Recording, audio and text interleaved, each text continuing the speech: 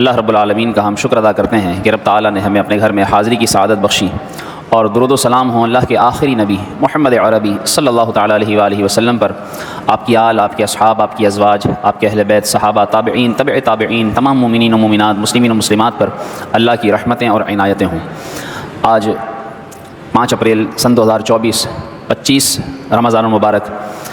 1445 سنہ ہجری کی ماہ رمضان کا آج یہ آخری جمعۃ الوداع۔ اولاً نبی کریم صلی اللہ علیہ وآلہ وسلم پر درود شریف کی فضیلت سماعت کیجیے۔ رسول اکرم صلی اللہ علیہ وآلہ وسلم ایک بار ممبر کی سیڑھیوں پر قدم رکھنے لگے، اور آپ نے جب پہلی سیڑھی پر قدم رکھا تو فرمایا آمین۔ جب دوسری سیڑھی پر آپ صلی اللہ علیہ وآلہ وسلم نے قدم رکھا تو آپ نے فرمایا آمین، اور پھر جب تیسری سیڑھی پر قدم رکھا پھر فرمایا آمین۔ آپ صلی اللہ علیہ وآلہ وسلم کے اس طرح آمین کہنے پر صحابہ کو تعجب ہوا کہ کوئی دعا تو کی نہیں گئی، تو آمین کیوں فرمایا؟ جب آپ خطبے سے فارغ ہوئے، صحابہ کرام علیہم رضوان نے پوچھا یا رسول اللہ صلی اللہ علیہ وسلم کیا وجہ تھی کہ آپ نے آمین کہا؟ اس سے ہمیں ایک اشارہ ملتا ہے کہ جب بھی کوئی معاملہ ہوا کرتا تو صحابہ کرام علیہم رضوان نبی کریم صلی اللہ علیہ وآلہ وسلم سے فوراً پوچھ لیا کرتے تھے۔ ایسے ہی ہمارے درمیان بھی کبھی کوئی ایسا معاملہ ہو جو ہماری سمجھ میں نہ آئے تو ہمیں چاہیے کہ سامنے والے سے پوچھ لیا کریں، انشاءاللہ وہ معاملہ حل ہو جائے گا۔ آپ صلی اللہ علیہ وسلم نے ارشاد فرمایا، جب میں ممبر کی سیڑھیوں پر قدم رکھنے لگا تو جبریل علیہ السلام حاضر ہوئے، اور انہوں نے ہر سیڑھی پر قدم رکھتے ہوئے ایک ایسی بات کہی جس پر میں نے آمین کہا۔ فرمایا پہلی سیڑھی پر جب میں نے قدم رکھا تو جبریل نے کہا کہ برباد ہو جائے وہ شخص، ہلاک ہو جائے وہ شخص کہ جس کے ماں باپ زندہ ہوں اور وہ انہیں راضی کر کے اپنی بخشش نہ کروا سکے، ایسا شخص ہلاک ہو جائے۔ تو میں نے کہا آمین۔ اس سے کیا پتہ چلا کہ جس کے ماں باپ موجود ہوں، جس کے والدین حیات ہوں اور وہ ان کو راضی نہ رکھ سکے، ان کو ناراض کرے، اس وعید کو اچھی طرح سمجھ لینا چاہیے کہ ایسا شخص جس کے لیے بددعا، دعائے ہلاکت جبریل نے کہی اور آمین اس پر رسول اللہ صلی اللہ علیہ وسلم نے فرمایا ہے، تو معلوم ہوا کہ جو ماں باپ کا نافرمان ہوگا، جو ماں باپ کو ناراض کرے گا، ایسا شخص بخشا نہیں جائے گا۔ کاش کہ مسلمان اپنے والدین کا یوں احترام، ان کی اطاعت کریں کہ ان کو راضی رکھیں اور ان کو ناراض نہ ہونے دیں۔ انشاءاللہ والدین راضی ہوئے تو رب کی رحمت نصیب ہوگی۔ دوسری سیڑھی پر رسول اکرم صلی اللہ علیہ وسلم نے ارشاد فرمایا کہ جبریل نے کہا جب میں نے قدم رکھا کہ برباد ہو جائے وہ شخص کہ جس نے ماہ رمضان پایا اور اپنی بخشش نہ کروائی، وہ شخص بھی ہلاک ہو گیا۔ آپ صلی اللہ علیہ وسلم فرماتے میں نے آمین کہا۔ اس سے اشارہ ملتا ہے کہ خوش نصیب ہیں وہ کہ جنہیں ماہ رمضان مل جائے، جو ماہ رمضان کو پاتے ہیں لیکن ماہ رمضان میں بھی اگر وہ ایسے کام نہ کریں کہ جن سے ان کی بخشش ہو جائے، جن سے ان کی مغفرت ہو جائے۔ اللہ تعالیٰ اس مہینے میں پہلا عشرہ رحمت کا دیتا ہے، دوسرا عشرہ مغفرت کا عطا فرماتا ہے، تیسرا عشرہ جہنم سے آزادی کا عطا فرماتا ہے۔ تینوں کا خلاصہ یہی ہے کہ اللہ رب العالمین کی طرف سے رحمت یعنی وہ جہنم سے آزادی، اللہ تعالیٰ کی طرف سے مغفرت یعنی جہنم سے آزادی۔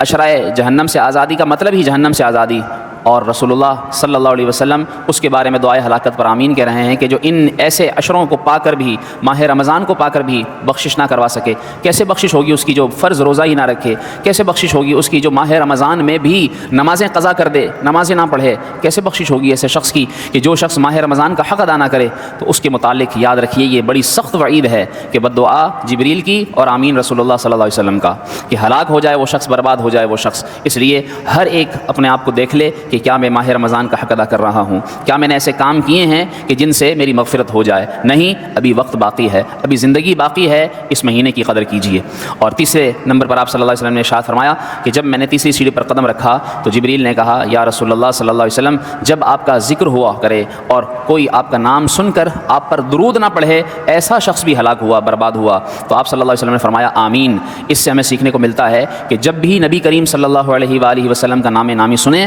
ہم آپ صلی اللہ علیہ وسلم پر محبت سے، شوق سے، بڑے احترام سے آپ صلی اللہ علیہ وسلم کا تصور کر کے ہم درود شریف پڑھنے کی عادت ڈالیں۔ انشاءاللہ ایک تو اس وعید سے بچیں گے اور دوسرا نبی کریم صلی اللہ علیہ وآلہ وسلم کی محبت نصیب ہوگی انشاءاللہ۔ تو جب بھی یہ عہد کر لیں کہ جب بھی بیان سنیں، جب بھی حضور علیہ السلام کا نام سنیں، صلی اللہ علیہ وسلم، صلی اللہ علی محمد، صلی اللہ علیہ وسلم، یہ پڑھا کریں، انشاءاللہ برکت نصیب ہوگی۔ بلند آواز سے ایک بار درود پاک پڑھ لیجئے۔ اللہم صلی علی سیدنا و مولانا محمد محمد وبارک وسلم وصلی علیہ. اللہ پاک آپ کو سلامت رکھے. اتنی محبت سے آپ نے درود پڑھا, انشاءاللہ حضور کی بارگاہ میں ہمارا یہ درود ضرور قبول ہوگا انشاءاللہ. آپ صلی اللہ علیہ وآلہ وسلم کی 2 ازواج کا میں نے ذکر پچھلے 2 جمعوں میں کیا. ایک حضرت سیدتنا خدیجہ الکبریٰ رضی اللہ تعالیٰ عنہ, اور دوسری سیدتنا صدیقہ عائشہ رضی اللہ تعالیٰ عنہ. اور آج چند ازواج کے متعلق مزید ہم ذکر سنیں گے. آپ صلی اللہ علیہ وآلہ وسلم کی کل 11 ازواج تھیں. دراصل یہ موضوعات اس لیے منتخب کیے گئے کہ ان میں سیرت رسول بھی ہے اور ان میں سیرت امہات المؤمنین بھی ہے, اور امہات المؤمنین کی سیرت سے سبق ہوگا ہماری خواتین کے لیے, ہماری مائیں بہنیں بیٹیاں, ہمارے گھروں میں موجود ازواج, اور ساتھ میں پھر سیرت رسول یہ سبق دے گا ہمارے مردوں کو, باپ بھائی بیٹوں کو, شوہروں کو یہ سبق ملے گا کہ انہیں کیسے زندگی گزارنی ہے. آپ صلی اللہ علیہ وآلہ وسلم نے 11 نکاح فرمائے, جن میں سے پہلا حضرت سیدتنا خدیجہ الکبریٰ رضی اللہ تعالیٰ عنہ. 25 سال آپ کے ساتھ ایک ہی نکاح میں گزارے. جب آپ کا وصال ہوا اس کے بعد آپ نے دوسرا نکاح سیدتنا سودا بنت زمعہ رضی اللہ تعالیٰ عنہ سے فرمایا. سیدتنا سودا رضی اللہ تعالیٰ عنہ یہ بھی رسول اللہ صلی اللہ علیہ وآلہ وسلم کی وہ زوجہ تھیں کہ جو بڑی عمر کی تھیں, اور رسول اللہ صلی اللہ علیہ وآلہ وسلم کو ہنسایا کرتی تھیں, کیونکہ حضرت ابو طالب کا اور ساتھ ہی رسول اللہ صلی اللہ علیہ وسلم کی زوجہ حضرت سیدتنا خدیجہ رضی اللہ تعالیٰ عنہ کا جس سال وصال ہوا تو اس کے بعد جو نکاح میں زوجہ آئیں وہ یہ تھیں پہلی. تو آپ صلی اللہ علیہ وسلم غمگین رہتے تھے, آپ کو یہ ہنساتی تھیں. کس طرح ہنساتی تھیں؟ آپ صلی اللہ علیہ وآلہ وسلم کے ساتھ ایک بار نماز ادا کر رہی تھیں, لمبا سجدہ فرمایا, اور سجدہ اتنا طویل ہوا کہ آپ رضی اللہ تعالیٰ عنہا سیدتنا سودا نے اپنی ناک کو یوں پکڑ کر رکھا. جب رسول اللہ صلی اللہ علیہ وآلہ وسلم فارغ ہوئے تو آپ صلی اللہ علیہ وسلم نے پوچھا, سودا سجدے کے دوران اتنی دیر تک ناک کیوں پکڑے رکھا؟ کہنے لگی, یا رسول اللہ صلی اللہ علیہ وسلم آپ نے سجدہ ہی اتنا طویل فرمایا, مجھے لگا کہ میری نکسیر نہ پھوٹ جائے. یہ آپ نے بات سنی اور آپ صلی اللہ علیہ وسلم مسکرا پڑے. اس سے کیا سیکھنے کو ملتا ہے؟ ایک تو میاں بیوی ساتھ نماز ادا کریں,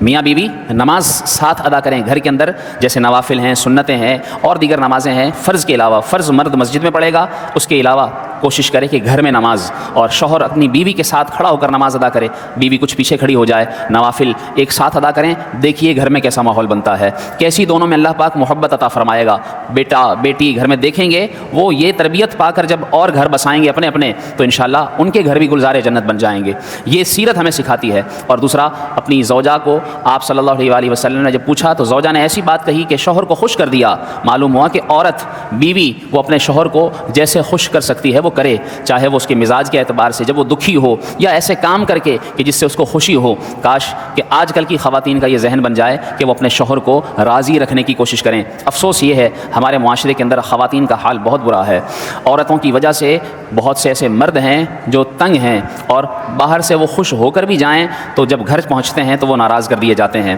بعض اوقات ایسا رویہ ملتا ہے سامنے سے کہ پھر بسا اوقات گھر کے اندر لڑائی بڑھتی ہے. کاش کہ ہم اپنی خواتین کو یہ سیرت امہات المؤمنین پڑھائیں, انہیں بتائیں کہ دیکھو یہ رویہ تھا, اور ساتھ ساتھ پھر ہم خود بھی سیکھیں کہ ان کا یہ رویہ تھا, ہمارا یہ رویہ ہے, اور ہم بھی اس طرح دونوں طرف سے. گاڑی 2 پہیوں پر چلتی ہے, ایک پہیے پر موٹر سائیکل نہیں چل پائے گی. مثال سمجھانے کے لیے, یہ زندگی کی گاڑی ہے, زندگی کی موٹر سائیکل کی مثال ہے کہ جب دونوں پہیے میاں بیوی یہ دونوں چلیں گے, دونوں برداشت کریں گے, دونوں اچھا سلوک کریں گے, دونوں درگزر کریں گے, دونوں معاف کریں گے, دونوں ایک دوسرے کا ساتھ دیں گے, تو یہ گاڑی اچھے سے چلے گی. اس لیے یہ ہمیں نقطہ ان کی سیرت سے سیکھنے کو ملتا ہے. آپ رضی اللہ تعالی عنہ جو دوسری زوجہ کہلائیں, اس کے بعد جو تیسری زوجہ سیدتنا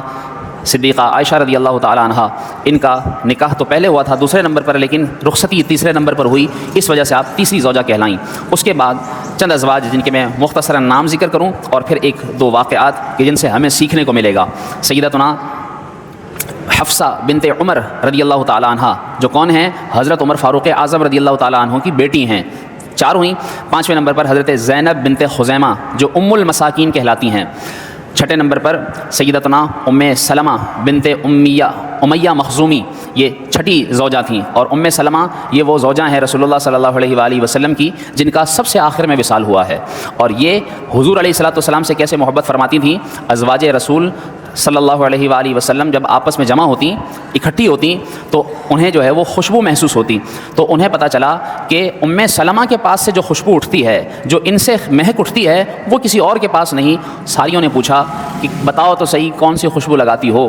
آپ رضی اللہ تعالیٰ عنہ نے ارشاد فرمایا میں بتاتی ہوں، اور آپ فرمانے لگیں ایک بار رسول اللہ صلی اللہ علیہ وآلہ وسلم آرام فرما رہے تھے، آرام فرماتے ہوئے گرمی کا موسم تھا، پسینوں کے قطرے آپ صلی اللہ علیہ وسلم کی پیشانی پر چمک رہے تھے، بس میں نے کیا کیا، وہ پسینے کے قطرے لیے اور ایک شیشے میں جمع کر لیے۔ فرماتی ہیں جب مجھے خوشبو کی ضرورت ہوتی ہے حضور کا پسینہ استعمال کرتی ہوں، اللہ تعالیٰ مجھے مہکا دیتا ہے،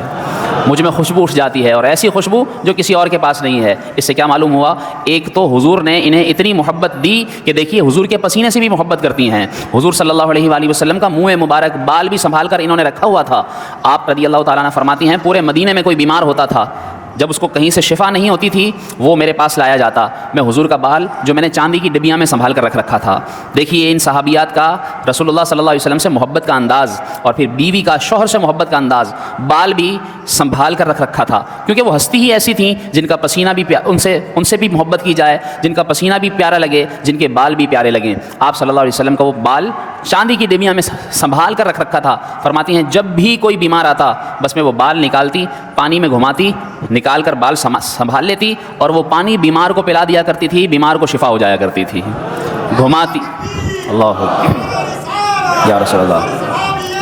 جنتی جنتی۔ کیا معلوم ہوا، گھماتی ام سلمہ پانی میں منہ مبارک کو، مریضوں کو شفا دیتے تھے میرے محبوب کے پیارے گیسو، پیارے آقا صلی اللہ علیہ وسلم کے ایسے گیسو مبارک، اور ان کی یہ محبت معلوم ہوتی ہے کہ دیکھیے کس طرح اظہار کیا انہوں نے، کس طرح انہوں نے عقیدوں کا اظہار کیا۔ آج لوگ کہتے ہیں کہ حضور صلی اللہ علیہ وآلہ وسلم ہم جیسے، معاذ اللہ کوئی کہتا ہے کہ وہ بھائی جیسے، وہ عام بشر، جی نہیں، اللہ نے ان کو مقام نرالا عطا فرمایا ہے، کون ان جیسا ہو سکتا ہے، کون ان جیسا ہو سکنے کا دعویٰ کر سکتا ہے۔ یہ تو مسلمان کو چاہیے کہ وہ اپنے نبی کو سب سے افضل سمجھے، کہ وہ سب سے اعلیٰ ہیں، اللہ کی مخلوق میں سب سے برتر ہیں، بس وہ خدا نہیں ہیں، لیکن خدا کے بعد وہ سب سے بزرگ ہستی ہیں۔ بعد از خدا بزرگ توئی قصہ مختصر، بس یہی قصہ ہے مختصر سا کہ خدا کے بعد تمہاری ہی شان ہے، آقا کی ہی شان بلند ہے۔ یہ وہ زوجہ تھیں۔ چھٹے نمبر پر، ساتویں نمبر پر حضرت زینب بنت جحش رضی اللہ تعالیٰ عنہ،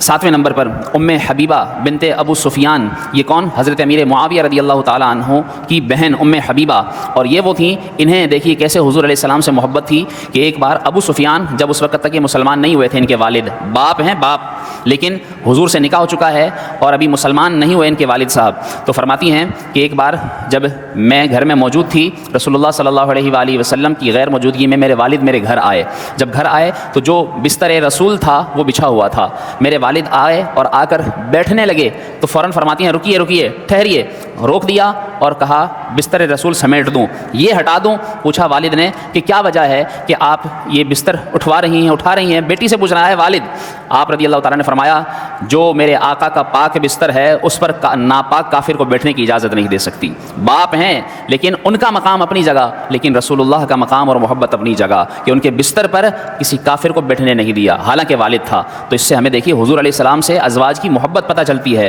حضور کا مقام پتہ چلتا ہے، یہ ان ازواج کی حضور علیہ السلام سے محبت تھی۔ اسی طرح 9ویں نمبر پر حضرت جویریہ بنت حارث رضی اللہ تعالیٰ عنہ، جو قیدی ہو کر آئی تھیں 6 سال ہجرت میں، اور پھر آپ صلی اللہ علیہ وسلم نے ان سے نکاح فرمایا۔ اس کے بعد 10ویں نمبر پر حضرت صفیہ بنت حی بن اخطب، جو 7ویں سال قیدی ہو کر آئیں، اور پھر حضور علیہ السلام نے ان سے 17 سال کی عمر ان کی تھی، اور حضور علیہ السلام نے ان سے نکاح فرمایا۔ اور 11ویں نمبر پر ریحانہ بنت زید، جو یہودیاں تھیں، اور پھر رسول اللہ صلی اللہ علیہ وسلم کی برکت سے، آپ کے قریب آنے کی برکت سے انہیں ایمان نصیب ہوا، اور رسول اللہ صلی اللہ علیہ وسلم نے ان سے نکاح فرمایا۔ تو یہ میں نے 11 ازواج کے نام ذکر کیے۔ اس کے علاوہ جو ایک کنیز جو آپ سے نکاح میں آئیں وہ ماریہ قبطیہ رضی اللہ تعالیٰ عنہ، جن سے حضرت رسول اللہ صلی اللہ علیہ وسلم کے ایک بیٹے ابراہیم پیدا ہوئے۔ تو ان 11 ازواج کا ذکر احادیث میں آیا ہے، اور انہیں اللہ تبارک و تعالی نے امہات المؤمنین قرار دیا ہے۔ کیا بیان فرمایا ان کے بارے میں؟ قرآن کریم میں اللہ تبارک و تعالی نے ان سب کے بارے میں کہا وازواجہ امہاتہم، کہ یہ یعنی ان کی زوجائیں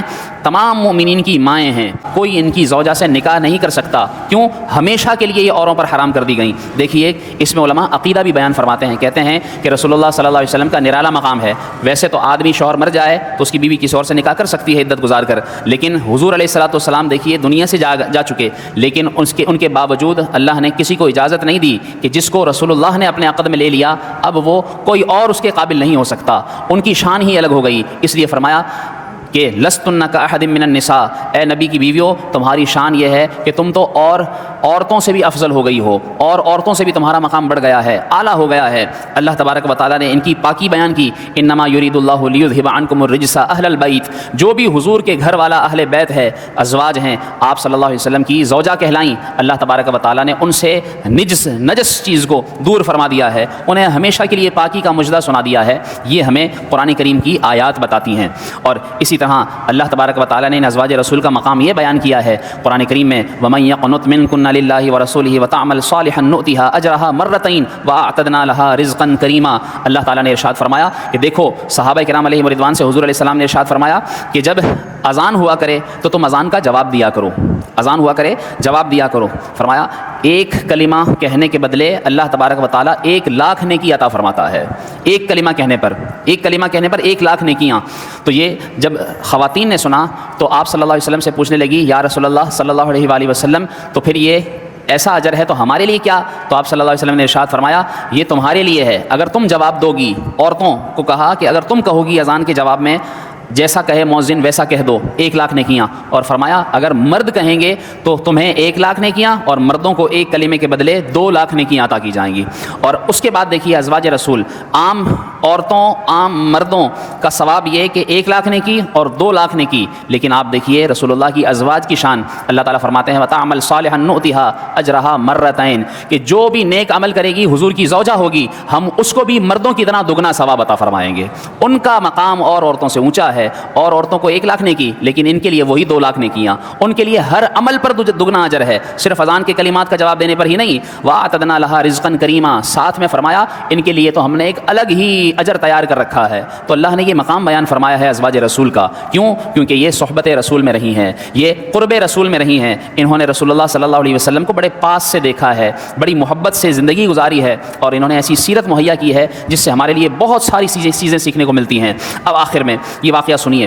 حضرت سیدتنا حفصہ اور حضرت سیدتنا عائشہ رضی اللہ تعالیٰ عنہ کا، یہ دو زوجہ ہیں حضور علیہ السلام کی، اور اس کے علاوہ علماء بیان فرماتے ہیں کہ حضور علیہ السلام کے نکاح میں جو خواتین آئیں بعض تو ایسی تھیں کہ جو کنیز بن کر آئیں پھر آزاد ہوئیں پھر نکاح فرمایا، اور بعض ایسی تھیں جن کا تعلق غریب گھرانے سے تھا، لیکن حضور صلی اللہ علیہ وسلم کی بارگاہ میں چند ایسی ازواج بھی تھیں جو بڑے بڑے سرداروں کی بیٹیاں تھیں، جن میں سے ام حبیبہ جو ایک قریشی سردار کی بیٹی تھیں، حضرت جویریہ قبیلہ بنی مستلق کے ایک رئیس کی بیٹی تھیں، صفیہ رضی اللہ تعالیٰ عنہ جن کا والد خیبر کا رئیس اعظم تھا، اور حضرت عائشہ جو ابو بکر کی بیٹی تھیں وہ ابو بکر صدیق مکے کے بڑے تاجروں میں شمار ہوتے تھے، اور حضرت حفصہ جو حضرت عمر کی بیٹی ہیں، حضرت عمر رضی اللہ تعالیٰ عنہ جن کا رعب دبدبہ اتنا تھا کہ مکے کے بڑے بڑے سردار ان کا نام سن کر کانپتے تھے۔ آپ صلی اللہ علیہ وسلم نے تو آپ کو یہ مقام عطا فرمایا کہ عمر کو تو جب شیطان بھی دیکھتا ہے تو شیطان بھی راستہ بدل لیتا ہے، آپ اندازہ کیجئے کیا مقام ہوگا، کتنا رعب ہوگا حضرت عمر کا۔ تو یہ ازواج جو حضور کے نکاح میں جب آئیں تو آپ صلی اللہ علیہ وسلم کا جو ابتدائی دور تھا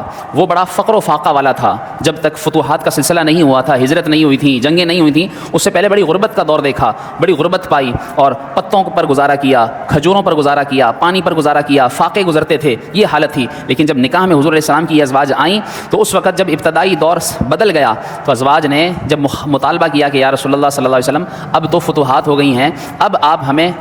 کچھ خرچہ بڑھائیے، کچھ ہمیں جو ہے وہ اور عطا فرمائیے، اب ہماری حالت بدلنی چاہیے۔ تو رسول اللہ صلی اللہ علیہ وآلہ وسلم نے کیا ارشاد فرمایا؟ آپ صلی اللہ علیہ وآلہ وسلم نے ارشاد فرمایا مجھے فقر دیا گیا ہے اور میں نے اختیاری فقر اختیار کیا ہے، لہٰذا تمہیں میرے ساتھ اسی حالت میں رہنا ہوگا۔ اور رسول اللہ صلی اللہ علیہ وآلہ وسلم کس طرح، حضرت عائشہ صدیقہ فرماتی ہیں رسول اللہ صلی اللہ علیہ وسلم نے ارشاد فرمایا کہ جبریل میرے پاس آئے اور کہنے لگے یا رسول اللہ اگر آپ کہیں تو یہ پہاڑ جو مکے میں ہیں اگر آپ چاہیں تو یہ سونے کا ہو جائیں اور آپ کے ساتھ چلنا شروع ہو جائیں، لیکن آپ صلی اللہ علیہ وسلم نے ارشاد فرمایا نہیں، میں فقر چاہتا ہوں، اور حالت فقر میں اللہ سے دعا کرتا ہوں کہ وہ مجھے اس کے شر سے محفوظ رکھے۔ اور یوں حضور علیہ الصلوۃ والسلام موٹی روٹی جو کہ بغیر چھنے ہوئے آٹے کی آپ صلی اللہ علیہ وسلم استعمال کرتے۔ ازواج رسول کے گھر میں لگاتار 3 دن ایسے نہیں گزرتے تھے کہ لگاتار چولہا جلا ہو، کھانا پکا ہو، 3 دن ایسے لگاتار نہیں گزرتے تھے، فاقے سے ایک دن گزرتے تھے۔ اور یہ بڑے بڑے سرداروں کی بیٹیاں جنہوں نے ایسی شان و شوکت دیکھی تھی، جنہوں نے کر و فر کی زندگی گزاری تھی، مجھے بتائیے کہ امیر گھرانے سے کوئی لڑکی بیاہ کر آئے اور کسی غریب سے بیاہ جائے تو پھر وہ اتنی جلدی سے جلدی نہیں ڈلتی، اور اس کو چونکہ عیش کی عادت پڑ چکی ہوتی ہے، لیکن جب یہ حضور کے بارگاہ میں آئیں تو آپ صلی اللہ علیہ وسلم کی بارگاہ میں آ کر انہوں نے فقر کی زندگی گزارنے پر خوشی سے رضامندی سے اظہار کیا، اور جب یہ زندگی گزرتی رہی اور حضور علیہ الصلوۃ والسلام کہ جو ویسے ہی ایسے آقا ہیں، کل جہاں ملک اور جو کی روٹی غذا، اس شکم کی قناعت پہ لاکھوں سلام۔ آج ہم اس سیرت کے پہلو سے بھی دیکھیں کہ جیسے رسول نے اپنی زوجہ کو رکھا، زوجہ ویسے رہی، اور رسول اللہ صلی اللہ علیہ وسلم نے کیسی فقر کی زندگی گزاری۔ آج ہم اگر غور کریں تو اللہ تبارک و تعالیٰ تو ہمیں ایسے ایسے خوان اور اتنے اتنے خوان کھلاتا ہے، ایسے ایسے ہم کھانے کھاتے ہیں جو ہمارے باپ داداؤں نے کبھی نہ دیکھے ہوں، وہ اللہ تعالیٰ ہمیں عطا کرتا ہے، وہ ہم استعمال کرتے ہیں، یہ اللہ کی رحمت ہے۔ رسول اللہ صلی اللہ علیہ وآلہ وسلم کی سیرت سے ہمیں یہ بھی سیکھنا چاہیے کہ اگر کسی کو اللہ نے نوازا ہے تو یہ اللہ کی شان ہے، لیکن اگر کسی کے پاس فقر ہے تو وہ اپنے آقا کو یاد کیا کرے کہ میرے آقا صلی اللہ علیہ وآلہ وسلم نے بھی ایسی زندگی گزاری ہے۔ یہ زندگی ختم ہو جائے گی، جب ایک وقت آئے گا تو پھر اللہ تبارک و تعالیٰ کی نعمتیں نصیب ہوں گی، جیسے حضرت سیدنا عمر فاروق اعظم رضی اللہ تعالیٰ عنہ نے رسول اللہ صلی اللہ علیہ وآلہ وسلم کو ایک بار دیکھا کہ آپ صلی اللہ علیہ وسلم لیٹے ہوئے ہیں، اور جب اٹھے تو نیچے جو بستر بچھا ہوا تھا وہ کھجور کے تنوں سے بنا ہوا۔ جب آپ صلی اللہ علیہ وسلم اٹھے تو آپ کے پہلو پر باقاعدہ نشان چھپے ہوئے تھے، اور گھر میں نظر ڈالی، کہتے ہیں کہ بس صرف کھال تھی، 2-3 کھال، اور اس کے علاوہ گھر میں کچھ نہیں تھا۔ حضرت عمر رضی اللہ تعالیٰ نے عرض کی یا رسول اللہ صلی اللہ علیہ وسلم، کیسر و کسریٰ کے بادشاہ تو خوب عیش اٹھائیں، وہ خوب اپنی عیش پرستی کی زندگی گزاریں، اور آپ 2 جہان کے سردار ہو کر یہ حالت۔ تو آپ صلی اللہ علیہ وسلم نے ارشاد فرمایا اے خطاب کے بیٹے، ان کو دنیا میں دے دیا گیا ہے، اللہ تعالیٰ ہمیں جنت میں عطا فرمائے گا، ہم جنت میں نعمتوں سے لطف اندوز ہوں گے۔ یہ آپ صلی اللہ علیہ وسلم نے ان صحابہ کی تربیت فرمائی ہے۔ آپ صلی اللہ علیہ وآلہ وسلم کے جب حالات بہتر ہوئے تو علماء لکھتے ہیں کہ ازواج نے جب مطالبہ کیا تو اللہ تبارک و تعالیٰ نے آیہ تخیر نازل فرما دی، اور آیہ تخیر میں کیا حکم دیا کہ اے نبی، آپ سے یہ کہتی ہیں کہ ہمیں خرچ زیادہ چاہیے، ہمیں بہتری چاہیے، آپ ان سے کہیے کہ جس نے میرے ساتھ رہنا ہے وہ رہے، جس نے نہیں رہنا وہ چاہے تو پھر اپنی مرضی سے جدا ہو سکتی ہے۔ فرماتے ہیں کہ اس طرح جب یہ پیغام ساری ازواج تک پہنچایا گیا تو حضرت عائشہ صدیقہ رضی اللہ تعالیٰ عنہا نے سب سے پہلے کہا یا رسول اللہ صلی اللہ علیہ وسلم، میں آپ کے ساتھ یہی فقر کی زندگی قبول کرتی ہوں۔ اور صرف حضرت عائشہ نہیں، ساری صحابیات، ساری ازواج رسول نے یہی کہا یا رسول اللہ ہمیں دنیا نہیں چاہیے۔ باقاعدہ الفاظ قرآن کے آئے ان کنتن تردن الحیات الدنیا وزینتها فتعالینا امتعکن واسرحکن سراحا جمیلا، تمہیں دنیا چاہیے، تمہیں دنیا کی نعمتیں چاہیے، آؤ میں تمہیں دیتا ہوں۔ لیکن جب ازواج رسول نے کہا کہ یا رسول اللہ ہمیں نہیں چاہیے تو اللہ کے رسول نے پھر یہ بھی فرمایا ان کنتن تردن اللہ ورسولہ والدار الآخرۃ فإن اللہ اعد للمحسنات منکن اجرا عظیما، اگر تم نے اللہ اور اس کے رسول کا ارادہ کیا ہے تو میری طرف سے خوشخبری سن لو، اللہ نے تمہارے لیے جنت کی نعمت تیار کر رکھی ہے۔ یا رسول اللہ صلی اللہ علیہ وسلم، یہ ہے ان ازواج کا حضور سے محبت کا اظہار۔ تو ہمیں یہ ان کی سیرت سکھاتی ہے کہ کاش ہم حضور علیہ الصلوۃ والسلام کے طرز پر یوں زندگی گزارنا سیکھیں، اپنی گھریلو زندگی کو ہر حال میں خوشی سے گزاریں۔ پیسہ نہ ہو تو یہ رونا نہ ڈالیں کہ پیسہ چاہیے، عیش چاہیے، نعمتیں چاہیے، جی نہیں، اللہ تبارک و تعالیٰ نے جس حال پہ رکھا ہے اس پر خوش ہوں، اسی چیز کا نام خوشی ہے۔ ورنہ تو دیکھیے کسی نے خوب کہا ہے کہ خواہشات تو بادشاہ کی بھی پوری نہیں ہوتی اور ضرورت تو فقیر کی بھی پوری ہو جاتی ہے، اس لیے ضرورت پوری کر کے یہ زندگی گزاریں اور اللہ سے مانگیں، حلال کمائیے، اس کو اچھا سے اچھا، بہتر سے بہتر دیجیے، اپنی گھر کی زوجہ، اپنے گھر کی عورت کو خوش رکھنے کی کوشش کریں۔ لیکن اگر نہیں ہے تو اس پر اللہ تبارک و تعالیٰ سے شکوہ نہ کریں، اور گھر کی خواتین کو بھی تربیت دیں کہ ہر حال میں زندگی گزارنا سیکھیں۔ آج وہ اپنے گھروں میں یہ سیکھیں گی بہنیں بیٹیاں، کل کو وہ اور گھر بسائیں گی، اپنے گھروں میں جائیں گی تو وہاں خوشی سے زندگی گزار سکیں گی۔ ورنہ جب اگر وہ مطالبات، گھر کے ماں اگر مطالبے کرتی رہے گی اپنے شوہر سے، بیوی مانگتی ہر وقت یہ کہتی رہے گی کہ مجھے یہ بھی چاہیے، شادی پر یہ چاہیے، عید پر یہ چاہیے، اور جب کہ وہ دیکھتی ہے کہ شوہر کی اتنی گنجائش نہیں،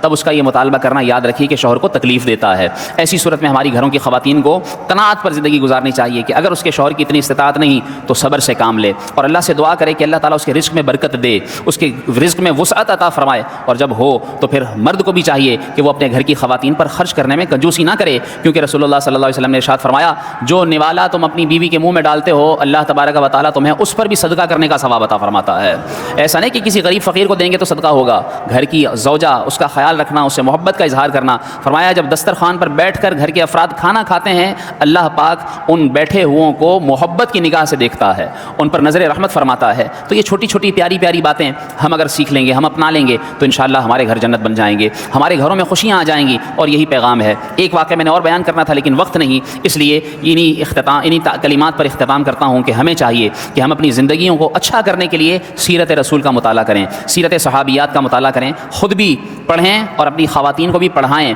اسکولز میں، کالجز میں یہ سب کچھ نہیں پڑھایا جاتا، اور علماء کے بیانات ہمارے پاس سننے کا وقت نہیں ہے. خدا را علماء سے مربوط رہیے، علم عام فرمائیں گے انشاءاللہ، سیکھیں گے، سکھائیں گے، پڑھیں گے، لوگوں کو پڑھوائیں گے، تو انشاءاللہ آپ دیکھیے گے کہ ہمارے گھروں کے اندر انشاءاللہ ایک الگ تبدیلی آپ محسوس فرمائیں گے. اللہ پاک ہم سب کو عمل کرنے کی توفیق عطا فرمائے، جو کچھ سیکھا اسے دوسروں تک پہنچانے کی سعادت عطا فرمائے. آمین.